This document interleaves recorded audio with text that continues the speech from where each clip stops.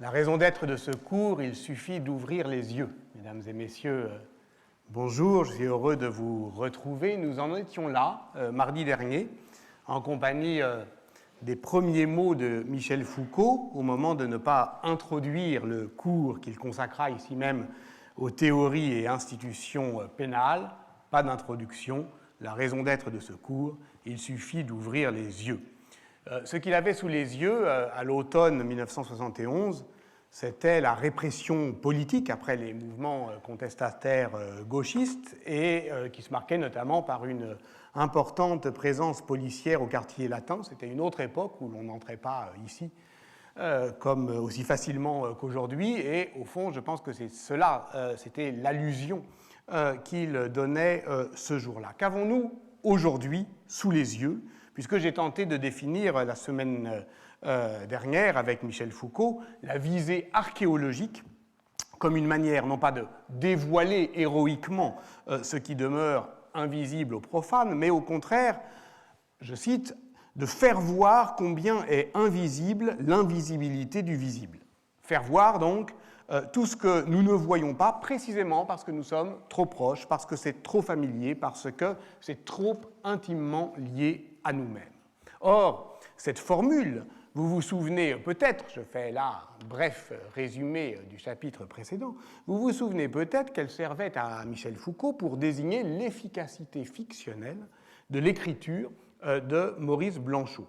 Et aussi, à l'issue d'un long parcours théorique destiné à nous arracher, au fond, à la séduction des sirènes post-modernes ce que j'ai appelé le pan-fictionnalisme, c'est-à-dire tout est fiction parce que tout est passé au filtre du langage qui est un artefact, j'avais proposé provisoirement une définition déflationniste de la fiction politique, prise donc dans la tension entre un pôle mimétique et un pôle axiomatique, mais aussi entre le et la politique comme une forme narrative de théorie politique. Mais ce n'était pas tout à fait suffisant pour engager ce parcours que j'avais tenté de baliser dans la première partie de la séance en définissant le pouvoir par sa capacité au fond de mise en récit et en définissant aussi la puissance fictionnelle comme ce qu'il y avait d'attirant dans la tyrannie, son pouvoir au fond d'imposition narrative.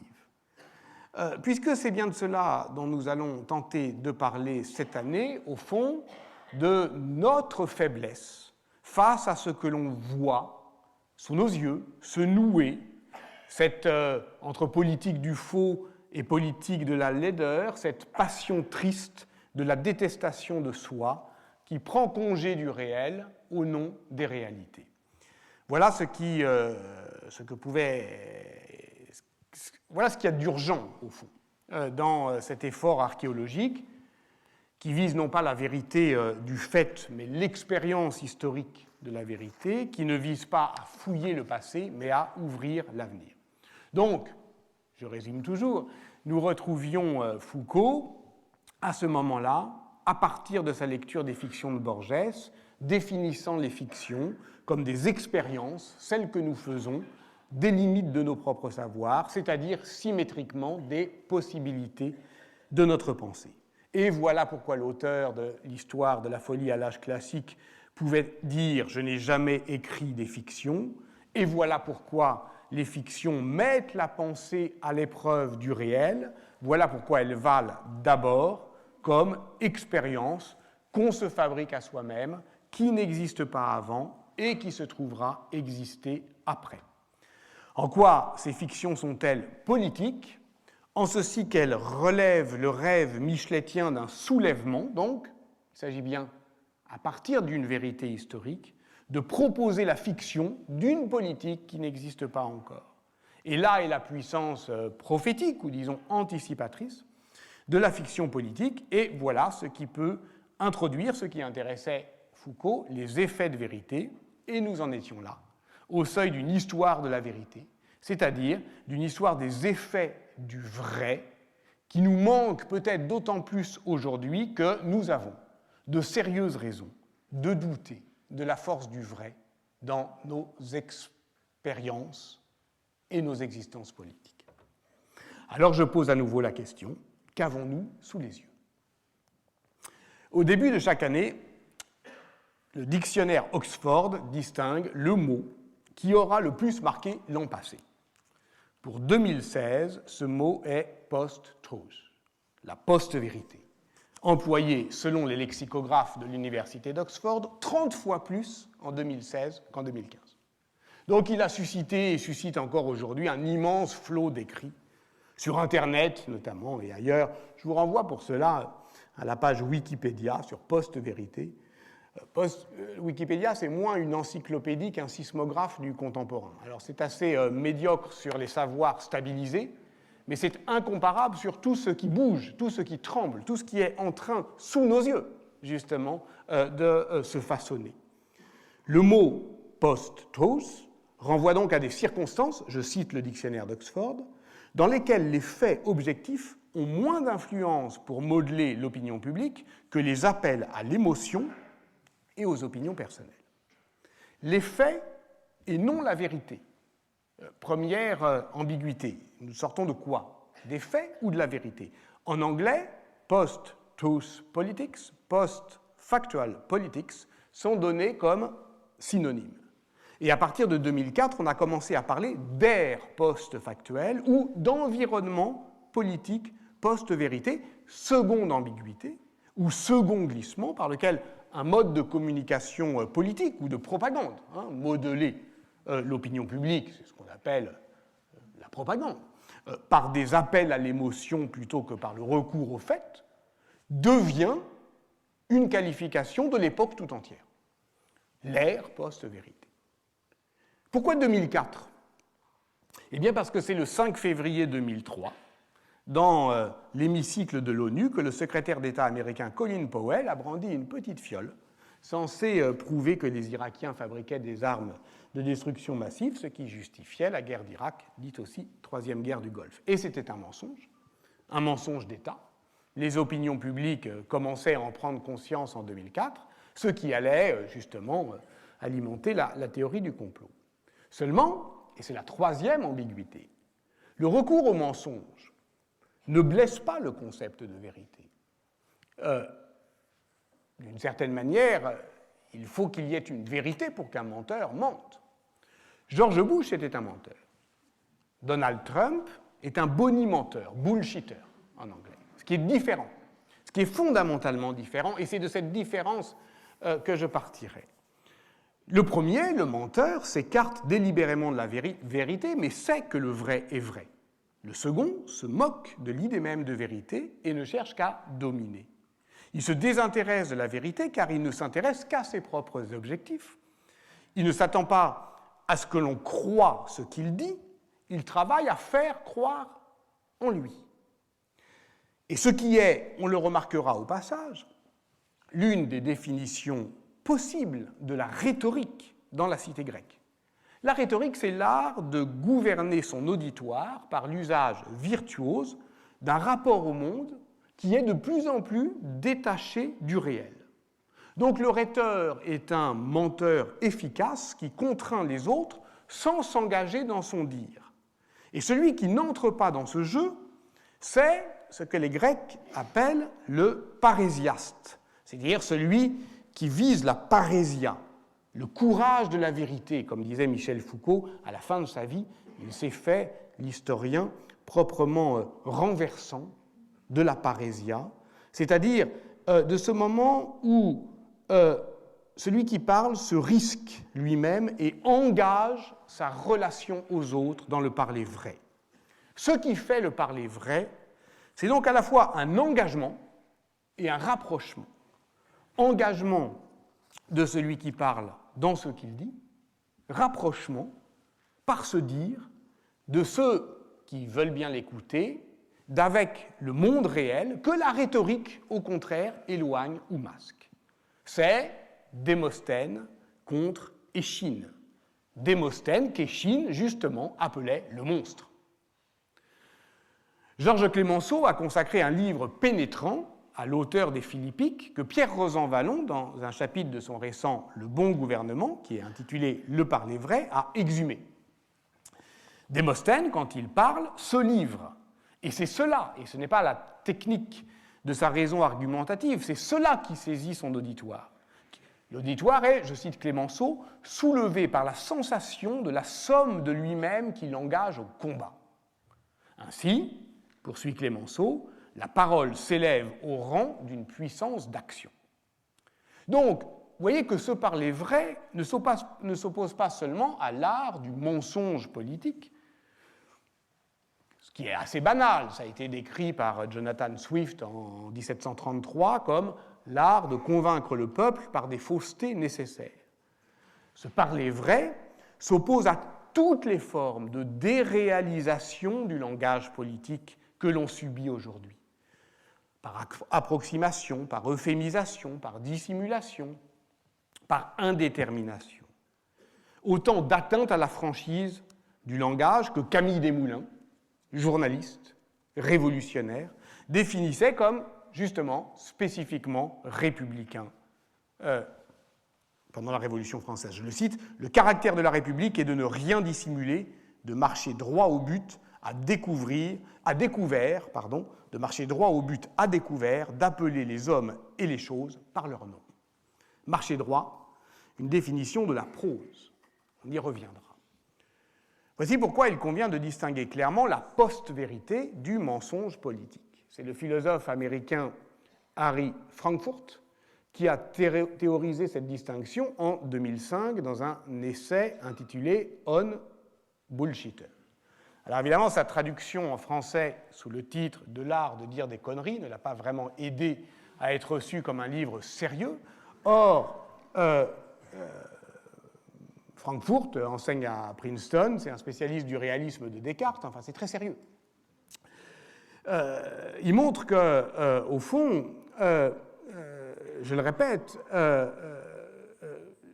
c'est le bullshit. Marc Bloch déjà disait le bobard dans un argot tranché dont je parlerai la semaine prochaine.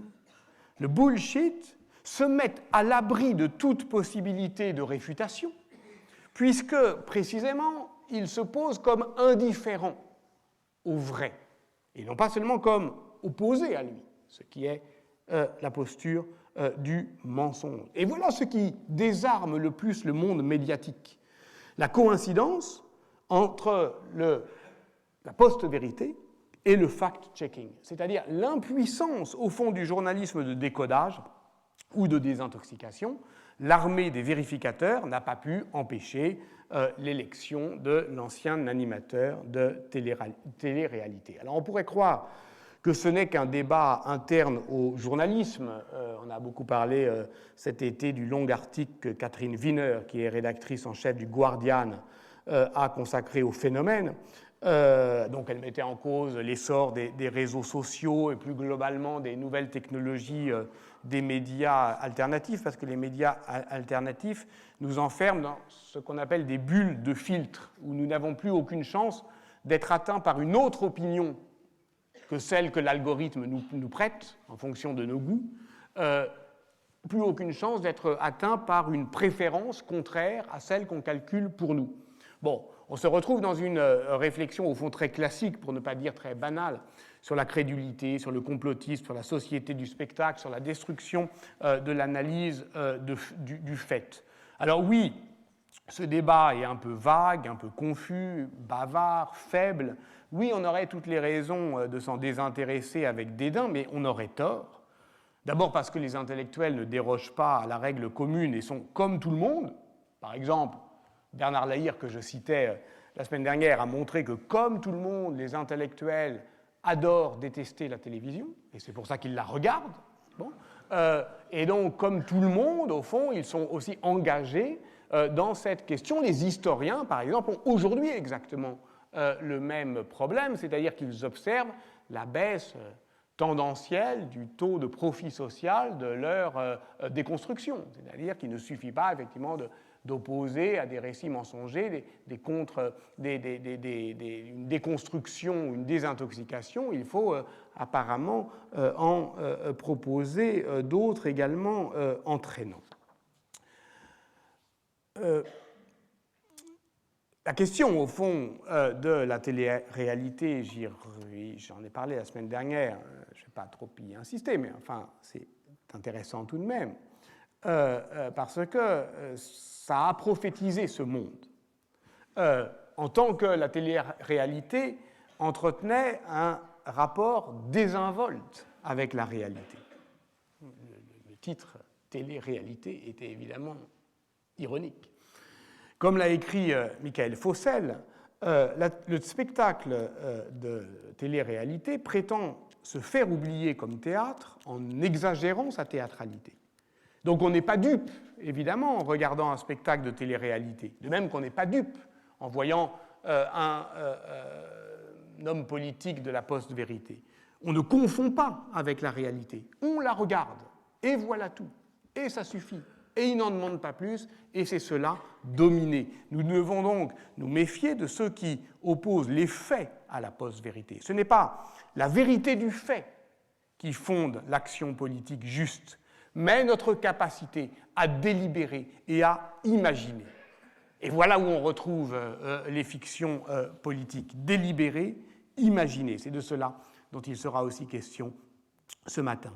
Hannah Arendt l'écrivait déjà dans Du mensonge à la violence, toujours cité par Michael Fossel, la négation délibérée de la réalité, la capacité de mentir, et la possibilité de modifier les faits, la capacité d'agir, sont intimement liées. Elles procèdent l'une et l'autre de la même source, l'imagination. Et nous voilà donc revenus, vous l'avez compris, à la définition que je proposais des fictions politiques. Et nous voilà revenus aussi à ce constat que l'indignation morale n'entame en rien la puissance d'un gouvernement post-vérité. Il nous faut donc tenter l'archéologie du recours à la vérité dans l'exercice du pouvoir avec donc les espérances théoriques que j'avais tenté de définir la fois dernière. Et j'avais aussi dit qu'on avait un guide privilégié pour ça, c'était Foucault, alors on continue, si vous le voulez bien.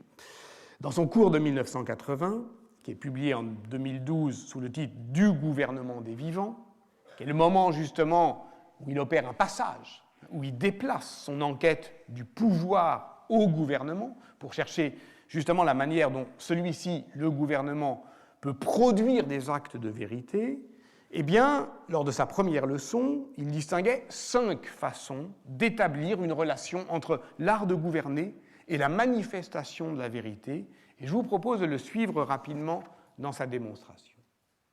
La première façon est un principe de rationalité. L'État se fonde sur un régime propre de rationalité que l'on peut désigner sous le nom de raison d'État, que l'on désigne sous ce nom depuis le XVIe siècle. Ce qu'elle manifeste, la raison d'État, c'est la vérité de l'État comme objet de l'action gouvernementale. Oui, nous sommes au tournant du XVIe et du XVIIe siècle. Nous sommes avec Giovanni Botero, juriste piémontais, brillant zélateur de la contre-réforme catholique, dont je rappelle que son livre « De la raison d'État » 1589 est le premier à définir et à justifier la capacité pour un gouvernement d'agir en fonction de ses lois propres, ces lois étant déliées de la morale commune. C'est une notion, la raison d'État, que l'on prête spontanément à Machiavel, mais qui, paradoxalement, est une création de l'anti-machiavélisme. Or, puisque Botero pense contre Machiavel. Tout contre lui, mais quand même, c'est un adversaire. Or, ce moment de l'histoire de l'État est non seulement celui de la force instituante du droit, mais dans une perspective foucaldienne, je dirais que c'est un moment de production de vérité. Donc, l'État produit sa propre vérité, et ça s'appelle la raison d'État. Puis vient ce que Foucault appelle le principe d'évidence, où le gouvernement se dissout dans l'empire de la vérité. Autrement dit, je cite Foucault, « Si les hommes gouvernaient selon les règles de l'évidence, ce ne seraient pas les hommes qui gouverneraient, ce seraient les choses elles-mêmes. » Foucault attribue le premier principe, je l'ai dit, à Botero, le second est identifié à François Quesnay, qui est l'auteur du tableau économique 1758, qui est la première représentation schématique de l'économie, le fondement de ce qu'Alain Supiot appelle le gouvernement par les nombres. C'est un moment physiocratique, donc où on pense que si tout est disponible comme ça, si les choses parlent d'elles-mêmes, alors voilà, il n'y a même plus besoin de gouverner puisqu'on sait. Ce moment physiocratique précède donc le troisième moment, saint-simonien, qui se développe au XIXe siècle. Alors on voit bien comment Foucault, la périodisation foucaldienne fait se succéder des siècles de manière très conventionnelle et aussi une litanie de noms propres. Ce qu'il dit ne pas faire, souvent, en fait, il le fait. C'est au cours de ce moment, le moment saint-simonien, au XIXe siècle, que se forme et s'affirme une catégorie d'individus spécialisés dans cette connaissance objective de la vérité, un tableau économique, comment le lire, qui n'est pas un savoir spécifiquement politique, mais qui est un savoir spécialisé qui s'impose à la politique. On peut les appeler des experts. Mais ces experts, s'ils se disent experts, c'est, commence-t-on à croire, qu'ils ont quelque chose à cacher. Ah, c'est quelque chose que tous les intellectuels connaissent, la défiance profonde, au fond, qu'un savoir crée chez ceux qui croient ne pas le partager, alors qu'en fait, ils le partagent. C'est, mais qu'est-ce que vous cachez à vouloir tourner autour du pot comme ça. Bon. Ce n'est pas d'hier que la démocratie se méfie des experts. Voir les travaux de Paulin Ismar sur les esclaves publics à Athènes qui l'ont démontré. Il y a effectivement une opposition qui est structurelle entre le pouvoir de l'expertise et la démocratie. Donc, vous voyez le raisonnement, il suffirait alors que tout le monde sache ce qu'il y a à savoir sur la société pour que les masques tombent et avec eux le gouvernement. Voilà pour le quatrième moment. Ce principe de la prise de conscience universelle, qui est un principe de renversement, Michel Foucault l'appelle principe de Rosa Luxembourg. Parce qu'il lui attribue cette phrase, si tout le monde savait, le régime capitaliste ne tiendrait pas 24 heures. En fait, cette phrase est apparemment introuvable chez Rosa Luxembourg, enfin, si vous la trouvez, vous me dites, c'est Castoriadis, Cornelius Castoriadis, qui lui attribue dans l'institution imaginaire de la société. Et vous voyez, c'est intéressant parce que... je continue. Quatrième moment. À quoi Solzhenitsyn répond ? Dans le régime socialiste, tout le monde sait ce qui se passe, et c'est cela qui fait que cela tient. L'évidence de ce qui se passe fait que rien ne bouge. Cela, cette, je cite, conscience commune et fascinée de l'inévitable, Foucault l'appelle principe de terreur. Et ce cinquième principe ne porte pas de nom propre. La terreur, ce n'est pas un art de gouverner qui se cache dans ses buts, dans ses motifs et dans ses mécanismes. Je cite Foucault, la terreur, c'est précisément la gouvernementalité à l'état nu, à l'état cynique, à l'état obscène. C'est la vérité qui glace, c'est la vérité qui se rend elle-même par son évidence, par cette évidence manifeste partout, qui se rend intangible et inévitable.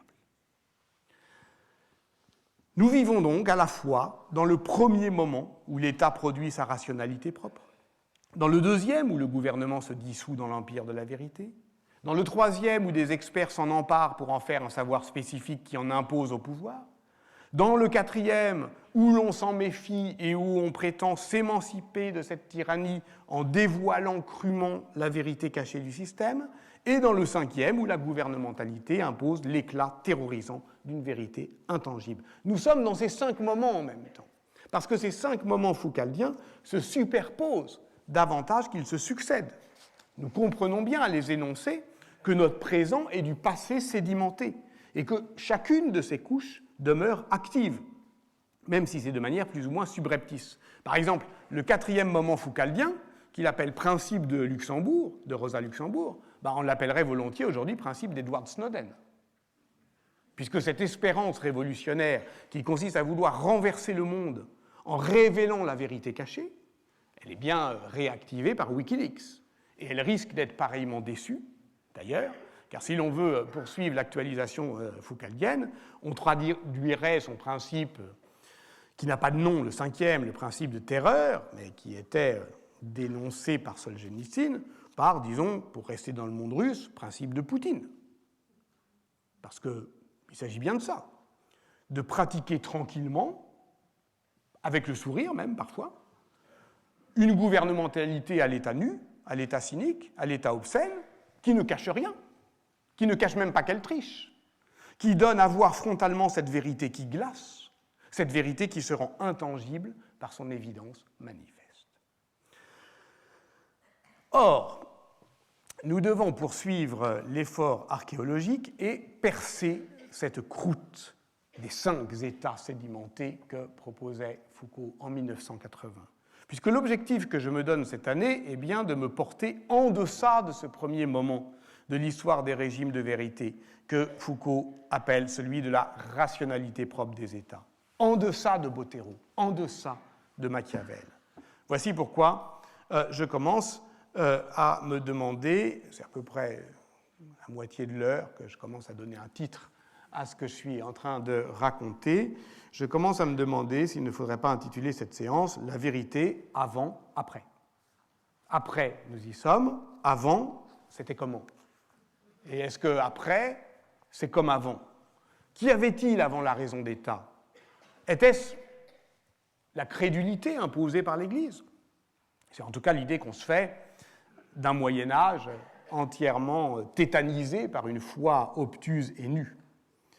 Si la modernité est la philosophie du désenchantement du monde, nous devons, pour nous croire modernes, projeter sur le passé médiéval un arrière-pays de la croyance dont nous nous pensons affranchis. Et c'est pour ça qu'il me semble qu'il n'est pas tout à fait inutile de visiter ensemble cet arrière-pays de la croyance. Donc, je ne vais pas vous accabler à nouveau avec des problèmes de périodisation, mais disons que si on accepte celle que je proposais dans ma leçon inaugurale, donc 12e, 16e en gros, bon, c'est bien à partir de la réforme grégorienne que s'arme une nouvelle conception de la vérité. Le pape, puisque la réforme grégorienne, ce n'est pas simplement une nouvelle doctrine pontificale de l'autorité ou un fait d'histoire disciplinaire ou doctrinale, c'est bien un nouvel ordonnancement du monde. Et comme Florian Mazel l'a montré dans un des articles publiés dans un important volume collectif « Vérité et crédibilité », construire la vérité dans le système de communication de l'Occident, XIIIe, XVIe siècle, paru en 2015. Je vous rappelle que mes références bibliographiques se trouvent quelques jours après le cours sur le site internet qui en rend compte, volume dirigé par Jean-Philippe Jeunesse. Ce que Florian Mazel montre, c'est que Grégoire VII, à qui on attribue la réforme grégorienne, eh bien, s'affirme docteur de la vérité.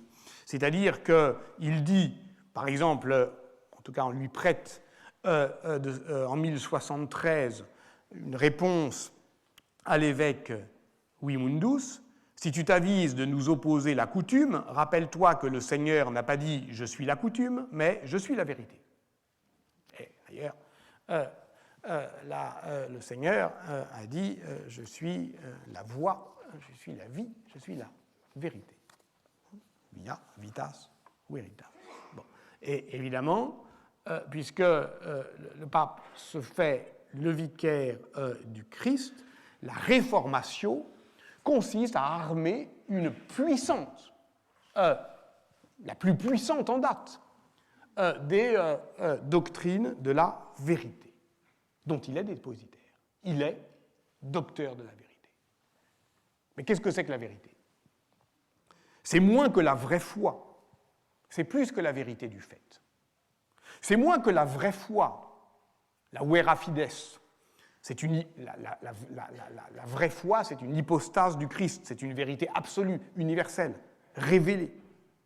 C'est plus que la vérité du fait. La vérité du fait, c'est ce qui se constate, par exemple, en contexte judiciaire, qui est une des vérités singulières construites dans un contexte concurrentiel. Non, ce dont on parle est bien d'une conception politique de la vérité, qui renvoie à la construction des normes de la papauté réformatrice. Or, le mouvement général de cette histoire, je me répète, c'est que cette réforme grégorienne elle échoue à conserver l'hégémonie culturelle, et l'histoire des pouvoirs à partir du XIIIe siècle est celle de leur dissémination. Cette veritas, cette vérité déchue, les maîtres, notamment les maîtres du studium, qui se disent aussi les maîtres de la vérité, les universitaires, s'en emparent, la relancent par la dispute, donc en font une vérité politiquement, socialement, rationnellement construite. Chez Thomas d'Aquin, le statut de la vérité, c'est-à-dire le rapport entre l'étant et le vrai, n'entame pas la théorie transcendantale de la vérité. Le vrai se trouve principalement dans l'intellect, mais principalement au sens où son principe est dans l'intellect. Mais lequel ? L'intellect humain n'est ni la source ni le lieu du vrai. L'homme n'est pas à la mesure de toute chose pour la pensée scolastique. L'étant n'est vrai qu'en rapport avec l'intellect divin. Donc, pour la philosophie thomiste, et je reprends le « Qu'est-ce que le vrai » de Thomas, je le cite, même si l'intellect humain n'était pas, les choses seraient tout de même dites vraies dans leur ordonnancement à l'intellect divin. Ce qui est une question sérieuse en épistémologie. Les mathématiques, est-ce qu'elles existent en dehors de ceux qui les pensent? Est-ce qu'elles existent quelque part ailleurs que dans le cerveau des mathématiciens? Oui, non, c'est quelque chose de très sérieux du point de vue logique qui est posé d'emblée par Thomas d'Aquin. Donc, les choses ne sont substantiellement vraies que dans l'intellect divin, ça c'est ce qu'on appelle la vérité transcendantale, mais puisque la vérité s'accomplit chez nous, dans l'intellect humain, ça ouvre la possibilité de l'appréhension d'une vérité logique, celle qui est étudiée dans ce même volume par Joël Biard. Et dans ce cas, c'est la proposition qui est le lieu du vrai. On dira de telle proposition, de telle phrase, de tel énoncé, c'est vrai ou pas. Donc la problématique logico-sémantique est transférée dans l'analyse de la connaissance. Et puis là, on a toute la philosophie, évidemment, du XIVe siècle. Je cavale, j'ai honte. J'espère qu'Alain de Libéra ne m'écoute pas, parce que bon, mais enfin voilà, c'est Guillaume d'Occam, c'est Jean Buridan, et c'est la possibilité, à partir du XIVe siècle, de saisir la vérité par approximation du vrai. Christophe Grélard, qui est un historien du scepticisme médiéval, a étudié ce probabilisme. On atteint la vérité par des certitudes probables, par approche successive, par approximation. La contingence, la singularité des événements humains nous oblige à appréhender donc des croyances fragiles, mais néanmoins rationnelles, et c'est ainsi qu'on construit, qu'on approche la vérité. Et l'éthique, la politique, requiert donc pour un philosophe comme Jean Buridan, toujours au XIVe siècle, une logique propre qui n'est pas celle des sciences de la nature, qui n'est pas infaillible, qui doit faire avec l'ignorance inévitable de certaines circonstances, mais enfin, ce sont des procédures rationnelles d'approximation du vrai qui supposent, par exemple, la délibération. Nous y voilà. Et évidemment, on est dans un monde qui pense que la vérité se construit par le débat, par la dispute. C'est vrai dans les tribunaux, comme dans les universités. Donc là, on commence, vous voyez, à s'arracher à la vérité transcendantale et à avoir une conception de la vérité qui est celle du monde dont je vais parler, qui est une conception, j'allais dire, maniable, socialement maniable. Tout cela donc ouvre la possibilité d'une histoire sociale des régimes de vérité. Comment vont réagir les doctes? Là, il y a un très bel article, toujours dans ce même volume, de Catherine Koenig-Pralon, qui montre que, en fait, les doctes, les savants, s'accrochent à une orthodoxie de l'invraisemblable. C'est extraordinaire comment le christianisme, dès qu'il a un dilemme devant lui, dès qu'il a une hérésie au sens propre, un choix à faire, va toujours, et on va parler d'Eucharistie dans quelques semaines, c'est quand même le summum, va toujours choisir la solution la plus difficile à croire. la plus invraisemblable. Et c'est effectivement ce que Catherine Koenig-Pralon appelle l'orthodoxie de l'invraisemblable. Une vérité, et vous voyez, là, bon, je ne fais pas à chaque fois de clin d'œil appuyé, mais vous voyez tout ce qu'on reçoit de cette histoire qui paraît apparemment si lointaine. Une vérité est d'autant plus vraie qu'elle est inouïe et invraisemblable. Elle n'est pas consonante avec le sens commun, elle est opposée à ce qui paraît manifeste, et c'est même devenu un tour rhétorique pour justifier les assertions scolastiques, chez les plus subtils, chez Maître Eckhart par exemple, et qui remplace l'argument de la tradition, c'est « je vais vous dire quelque chose d'incroyable ». Et donc c'est vrai. La vérité théologique contredit toujours ce qui s'impose au sens et ce qui forme l'ordinaire des actions humaines. Et les prescripteurs de ce savoir qui se dérobe au sens commun, qu'est l'orthodoxie de l'invraisemblable, sont les docteurs, et ils accèdent, eux, au sens profond et caché des Écritures. Ils sont, par exemple, chez un auteur comme Henri de Gand, comparé au plongeur en apnée qui va récolter des perles dans les coquillages des profondeurs. À cette invraisemblable vérité des clercs, certains laïcs vont donc commencer à opposer la robustesse de l'expérience. Peut-être on parlera dans quelque temps de cette expérience sociale, grandeur nature, extraordinaire, qui est documentée par le registre d'inquisition de Jacques Fournier, vous savez, dont Emmanuel Leroy-Ladurie a fait la source de son livre sur Montaillou. On est dans le premier tiers du XIVe siècle, et Jacques Fournier, inquisiteur qui va devenir pape, eh bien, enquête sur l'extension du domaine de l'hérésie. Et il trouve témoignage de nombreuses croyances matérialistes. Certains, des témoins qui l'interrogent, croient que l'âme est faite de sang et de vent. Par exemple, Guillemette Benet, par exemple, Raymond Delair. On est effectivement chez des paysans, mais voilà, qui sont confondus par l'hérésie, donc qui s'expliquent. Guillemette Benet croit en Jésus, croit en ses saints, croit en leurs miracles, mais elle ne croit pas en l'immortalité de l'âme. Qui t'a enseigné cette hérésie? T'as lu ça où? Mais je ne l'ai pas lu, je l'ai vu, répond-elle. Je l'ai observé. Un jour, j'ai vu mourir un enfant sans qu'une âme ne sorte de sa bouche. J'ai bien regardé, rien n'est sorti. Un jour, en revanche, je cite, j'ai saigné du nez. Et donc, j'en ai conclu que l'âme était faite de sang et de vent. L'invraisemblance du dogme justifie l'empire de la doctrine et le gouvernement de ceux, rares, qui savent saisir cette vérité invraisemblable. Alors c'est de ça dont on devra parler aussi.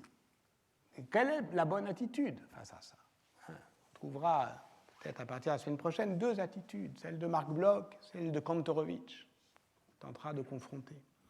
Quelle est l'attitude de l'historien face à cette histoire de la vérité? Je partirai pour rebondir là-dessus sur un court texte de Quentin Skinner, traduit en français sous le titre « La vérité et l'historien », qui est en fait sa conférence inaugurale à Queen Mary en juin 2010, à Londres, donc d'une certaine manière, ses adieux à l'école de Cambridge. Et Skinner y pose une question méthodologique, essentielle. Lorsque l'historien se donne pour objet l'interprétation des croyances du passé, doit-il se préoccuper du fait que ces croyances sont, pour lui, vraies ou fausses? Alors non, bien sûr, seul lui importe la rationalité des pratiques et l'historicité des critères de cette rationalité pratique.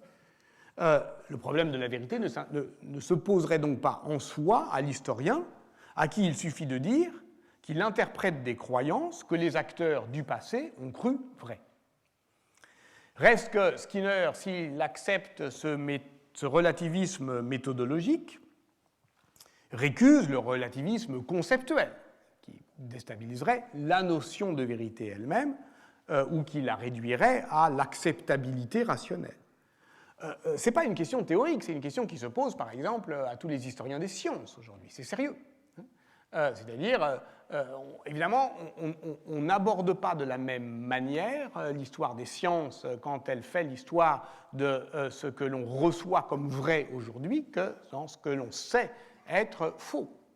Et dans un cas comme dans l'autre, les sciences pourtant ne cessent d'user de fiction théorique.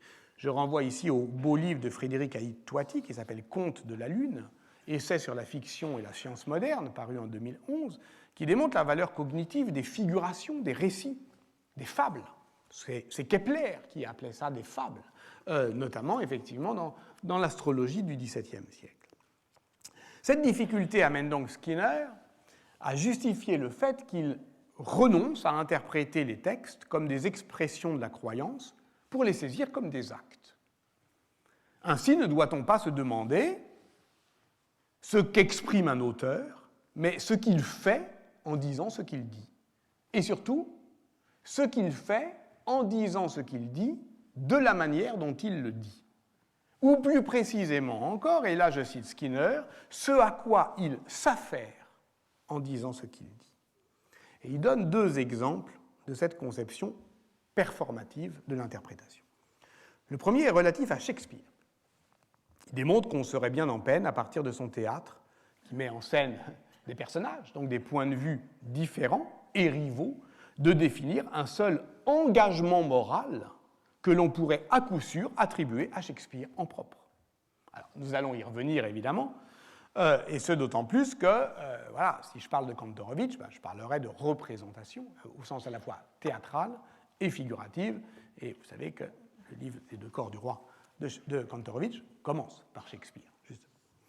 Mais on dira qu'il s'agit là de fiction théâtrale, et qu'on trouverait plus aisément des affirmations de croyances dans des traités politiques.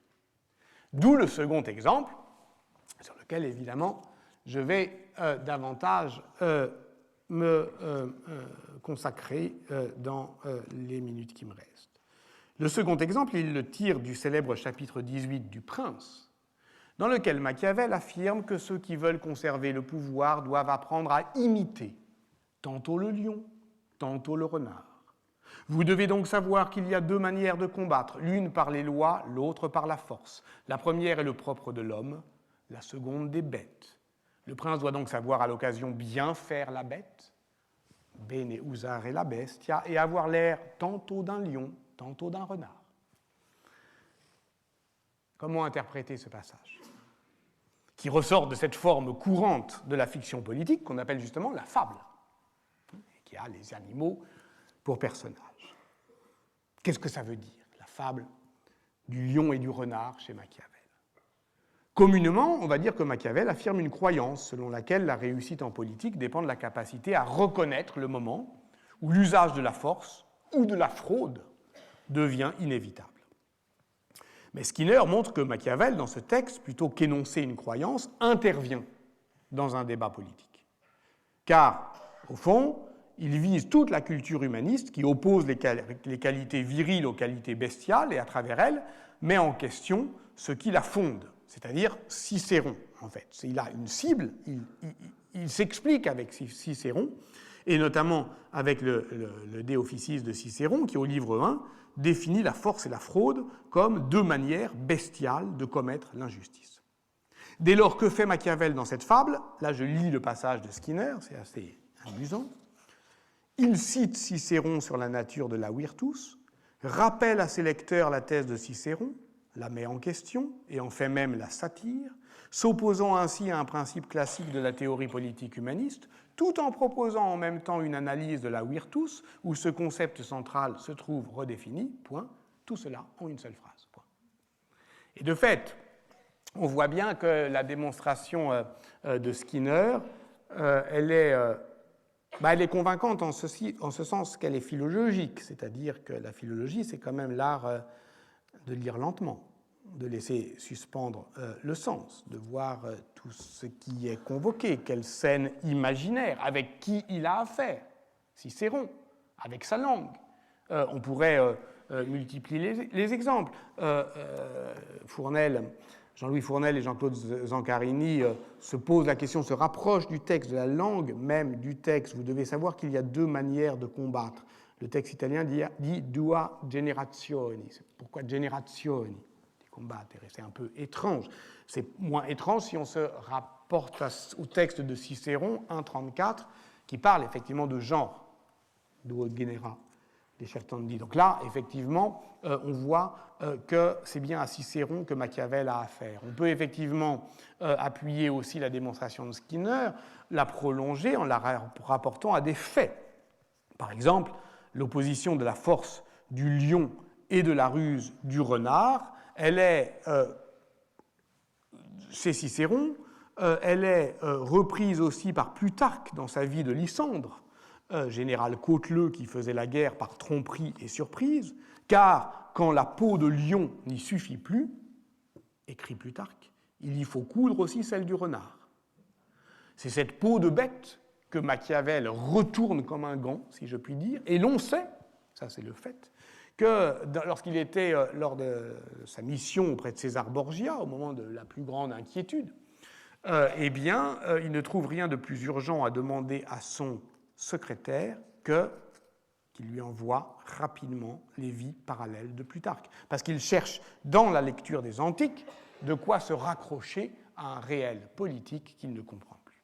Et puis il y a aussi une troisième voie, le recours à la langue, le recours aux faits, pour prolonger la proposition skinnérienne, et qui consiste à prendre appui sur les actualisations philosophiques postérieures de ces textes envisagés comme des manières de faire. Par exemple, dans son séminaire de 2002, qui est consacré à, je cite, « la bête et le souverain », Jacques Derrida, que Skinner ne cite pas, a glosé cette logique du « comme si », qui dépasse de beaucoup l'éloge banal de la dissimulation pour déstabiliser le propre de l'homme. Machiavel, je cite Derrida, ne dit pas que le prince est homme et bête à la fois, qu'il a une nature double, mais il n'est pas loin de le dire, écrit Derrida. En tout cas, le prince doit se comporter comme si, car ces vertus spécifiques qui forment une morale pratique de l'action, il est au prince seulement nécessaire de sembler les avoir. Donc, il ne s'agit pas uniquement de justifier une politique des apparences, mais bien de fonder une critique radicale de la faculté de juger les valeurs politiques, c'est-à-dire ultimement de déstabiliser, oui, la question de la vérité du politique, ou plus exactement de lui donner comme lieu propre un seuil d'indistinction. Alors, il conviendrait d'interroger cette logique du comme si, faire comme si. C'est cela la fiction politique. Dans L'Avenir d'une illusion, Freud dénonçait ce qu'il appelait la philosophie du comme si, qui consiste en l'acceptation sans croyance, je le cite, de toutes sortes d'hypothèses, dont l'absence de fondement, voire l'absurdité, nous apparaît clairement. On les appelle fictions, mais en vertu de nombreuses raisons pratiques, nous devons nous comporter comme si nous croyions à ces fictions. Tel était le cas des doctrines religieuses, vu leur importance sans égale pour le maintien des sociétés humaines. On sait, pour le maintien des sociétés humaines, on doit faire comme si on y croyait. C'est assez banal, pensez, si vous avez eu des enfants, au moment où, pour des raisons pratiques, je cite Freud, ils font comme s'ils croyaient encore au Père Noël. Parce que c'est plus prudent. Parce qu'il y a un moment d'incertitude où peut-être vaut-il mieux faire comme si. Et les médiévistes peuvent parfois être bien inspirés d'en retenir la leçon. Ainsi, lorsqu'il s'agit d'étudier ce bricolage de sacralité qu'expriment les rites de la religion royale, on parlera du pouvoir thaumaturgique la semaine prochaine peut-être, et notamment la pratique du sacre, où le roi, avec la complicité de l'Église, se donne à voir pour ce qu'il n'est pas. C'est un laïc comme les autres, mais il se fait oindre, et je cite Jean-Philippe Genet, d'où cette pratique institutionnalisée d'un comme si, qui, tout en sauvegardant les intérêts respectifs des protagonistes, il y a l'Église, il y a l'État, est destinée à impressionner la société politique. Alors cette question de la vérité du politique, je la poserai donc pour terminer tout à fait, à partir du commentaire d'un extrait du chapitre 15 du Prince, très court mais très célèbre, où apparaît l'expression « vérité effective de la chose », verita effettuale della cosa. Et je ferai donc, en me demandant ce que fait Machiavel quand il dit ce qu'il dit, formulation skinnérienne, Ou bien, formulation foucaldienne, à quelle expérience de pensée il convie son lecteur en écrivant une fiction politique. Et en méthode, je m'attacherai donc par conséquent rapidement aux effets de langue, aux effets de contexte et aux effets d'actualisation philosophique d'un tel passage. Chapitre 15 du Prince. Il reste maintenant à voir quelles doivent être les façons et les gouvernements d'un prince envers ses sujets ou ses amis. Nous sommes au seuil d'un nouveau livre, à une bifurcation que rien n'annonçait dans le plan, sans cesse contournée du traité, quand, en règle générale, Machiavel dit « il reste maintenant à voir » ou par exemple « nous ferons ça la semaine prochaine », autre chose se passe. Il y a une sorte de bifurcation qui fait que, sans cesse, il a des effets de surprise. Il ne nous reste plus à présent qu'à parler, il n'en parle pas, etc. Donc il y a une sorte de bifurcation qui est toujours un petit peu hésitante et des revirements qui, déjà, nous mettent en alerte. S'il s'agit de nous dire que la politique, c'est le lieu de l'indétermination, alors autant nous en faire l'expérience littéraire de cette instabilité. Revirement, donc, mais aussi renversement. Et parce que je sais que beaucoup ont écrit à ce propos, je crains, en écrivant moi aussi, d'être tenu pour présomptueux, d'autant que je m'écarte en disputant de cette matière de l'ordre des autres. Qui sont les autres? C'est toute la question. Mais on n'aura pas le temps, je poursuis. Mais puisque mon intention est d'écrire chose utile à qui l'entend, il m'est apparu plus convenable de suivre la vérité effective de la chose que l'image qu'on en a. Et beaucoup se sont imaginés républiques et principats dont on n'a jamais vu l'issue qu'ils existaient vraiment. En effet, il y a si loin de la façon dont on vit à celle dont on devrait vivre, que celui qui laisse ce que l'on fait pour ce que l'on devrait faire apprend plutôt sa ruine que sa conservation. Car un homme qui voudrait en tout point faire profession d'homme bon, il faut bien qu'il aille à sa ruine, parce que tant d'autres qui ne sont pas bons sont. Ainsi est-il nécessaire à un prince, s'il veut se maintenir, d'apprendre à pouvoir ne pas être bon et d'en user et de n'en pas user selon la nécessité. C'est évidemment la maxime cardinale du machiavélisme, le moment où Machiavel ressemble le plus au masque du machiavélisme, le moment où il décroche l'agir princier de la morale commune, le moment où il fait du mal un problème adverbial. Le prince n'a pas à faire le bien ou le mal, il peut faire bien ou mal ce qu'il a à faire. Nous sommes ici au point de la répulsion machiavélienne, le seuil de l'histoire des régimes de vérité que Michel Foucault va relever. Là, il n'y a plus de vérité. Les 3 chapitres suivants du Prince déploient cette maxime à l'épreuve de cette philosophie de la nécessité, mais ce n'est pas mon affaire ici. L'affaire, c'est de savoir qu'est-ce que ça veut dire chose, qu'est-ce que ça veut dire vérité. La vérité effective de la chose. La langue de la diplomatie italienne a une expression pour dire l'instabilité de la situation, c'est les cose d'Italia, les choses italiennes. Ça désigne le système instable des États italiens, toujours en quête de son mode d'équilibre, et au fond, la diplomatie, c'est ça, et Machiavel est diplomate, c'est de peser les choses in modo bilanciato, de manière mesurée, d'en faire l'équilibre. L'Italie du Quattrocento a effectivement, et dans ce monde-là, qui est un monde où Machiavel éprouve douloureusement l'incapacité des mots du politique à dire les choses qui sont en train de changer. Donc, par conséquent, il a besoin à la fois, comme il le dit dans la lettre de dédicace offerte au prince, d'une longue connaissance des choses modernes et d'une continuelle lecture des antiques. La chose machiavélienne, c'est donc cela. Mais la vérité. La vérité, verita, ne fait guère partie du lexique ordinaire du secrétaire florentin. Dans Le Prince, le mot n'est employé que 2 fois, la seconde au début du chapitre 23, consacrée aux adulatores, ces flatteurs dont les cours sont pleines, mais que le prince doit pourtant fuir, car ils ne disent pas la vérité.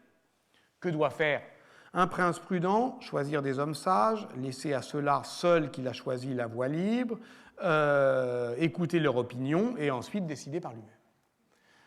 Plus tard, dans l'histoire de Florence, il dit qu'il faut autant se méfier des mots des adulateurs que des haineux. Je fuis soigneusement et en toutes occasions les termes violents comme étant peu nécessaires à la dignité et à la vérité de l'histoire. Par conséquent, la vérité machiavélienne, la vérité du politique, de la chose politique, la verità della cosa, s'énonce à bonne distance des mots doucereux et des mots haineux, des adulateurs et des professionnels de la division.